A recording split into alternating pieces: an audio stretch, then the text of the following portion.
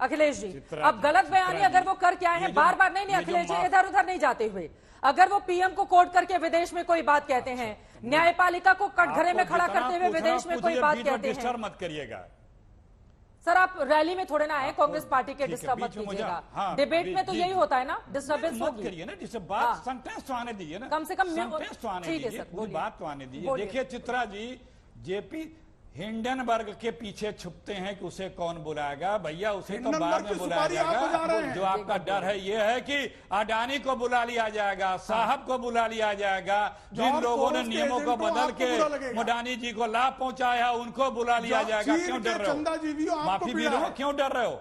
इतिहास है, पहले चित्रा जी, पहले माइक बंद होता था, फिर जो है कार्रवाई से निकाला जाने लगा, अब पूरा म्यूट हो जा रहा सदन और कार्रवाई भी स्थगित की जा रही। इतना डर कोई नावाजिब नहीं है, क्योंकि गलत आदमी, तानाशाह सोच का व्यक्ति लोकतंत्र से।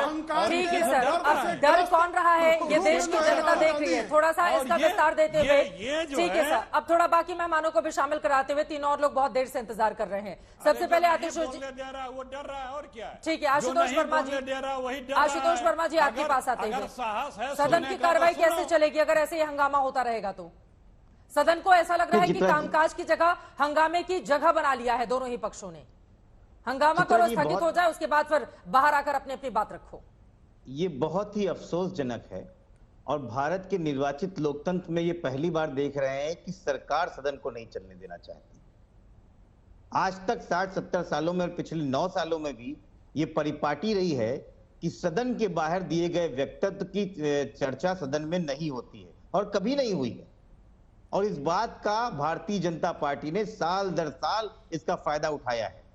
याद कीजिए, जब लाल कृष्ण आडवाणी जी उत्तेजित भाषण दिया करते थे, विनय कटियार जी दिया करते थे, उमा भारती जी उत्तेजित भाषण दिया करते थे, तो जब सरकार कहती थी कि इसका हम लोग बात करेंगे, तो भारतीय जनता पार्टी के नेता कहते थे कि जो सदन में है ही नहीं, हम उसकी चर्चा क्यों करें। आज वो चर्चा करना चाहते हैं, आज वो चर्चा करना चाहते हैं।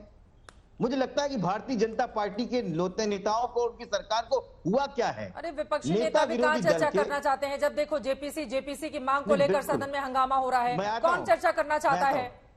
नहीं चित्रा जी, आप इस बात को देखिए, नेता विरोधी दल के भाषण को आप बिना बताए आप एक्सपंज कर देते हैं। आप में इतनी नैतिकता भी नहीं है कि आप बोले कि ये संसद के प्रतिकूल है, हम इसको एक्सपंज करेंगे। आप बिना बताए एक्सपंज करते हैं, ये कोई तरीका होता है? और क्या कोई व्यक्ति, कोई उद्योगपति इस देश में इतना बड़ा हो सकता है कि इस देश की संसद को पिछले 5 दिन से रोक रखा है उसने? कौन से ऐसा गठजोड़ है जिसके बारे में बात करने से भारतीय जनता पार्टी या भारतीय जनता पार्टी के नेता इतनी तेजी से आग बबूला हुआ जा रहे हैं? ठीक है, एक उद्योगपति ही तो है, एक देश का नागरिक ही तो है। हाँ। बात करें ना, हमारे हजारों करोड़, आपके नीचे कैप्शन चल रहा है कि हजारों लाखों करोड़ रुपए कर्ज दिया रखा है इस आदमी का। इस देश का मिडिल मैन का आदमी, पैसे निकल गए एक हफ्ते के अंदर करोड़ रुपए, कोई जवाब तक नहीं देगा। ठीक है, और अजय आलोक नहीं करेगा। अजय आलोक जी, राहुल गांधी को बोलने नहीं देना, कांग्रेस कह रही है कि राहुल गांधी से डरती है सरकार क्योंकि वो एक्सपोज करते हैं सदन के भीतर, इस वजह से उनकी आवाज को दबाने का काम किया जा रहा है सदन में। बोल लेने दीजिए, बोलने से किस बात का डर? अजय आलोक जी। चित्रा जी देखिए, राहुल गांधी ने किसको एक्सपोज किया है लंदन में, वो तो पूरा देश देख रहा है। सवाल अब इस बात का नहीं है कि राहुल गांधी को बोलने नहीं दिया जा रहा है, वो तो खैर स्वाभाविक है कि स्पीकर का निर्णय है। सदन चलेगा तभी तो स्पीकर उनको बोलने के लिए कहेंगे। अहंग पे बात रुक गई।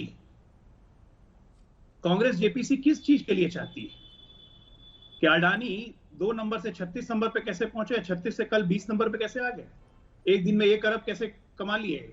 जेपीसी इस बात के लिए चाहिए। अभी कह रहे थे अखिलेश जी कि साहब को बुला लिया जाएगा, अडानी को बुला लिया जाएगा। जब 3/4 जेपीसी में सत्ता पक्ष के ही मेंबर रहेंगे अखिलेश जी, तो कैसे साहब को आप बुलाएंगे और कैसे अडानी को बुलाएंगे? ये देखिए, साफ साफ आपके मुंह पे ही कह रहे हैं ना। तो मंशा क्या है? जेपीसी मंशा बस ये है कि पॉलिटिकल ब्राउनी पॉइंट स्कोर कर सके, सरकार को कटघरे में हमने डाल दिया जी, हमने जेपीसी बनाया। इसका कोई औचित्य नहीं। लेकिन राहुल गांधी जी ने जो कहा है लंदन में, अब वो तो हैबिचुअल ऑफेंडर है, कहते ही रहेंगे। ठीक है। और बीजेपी के कहने से, लगातार ये कहने से क्या वो माफी मांगने जा रहे हैं? कोई जन्म में माफी नहीं मांगेंगे। कितनी बार खड़गे साहब से लेकर शशि थरूर आपके कॉन्क्लेव में ही आके बोल के गए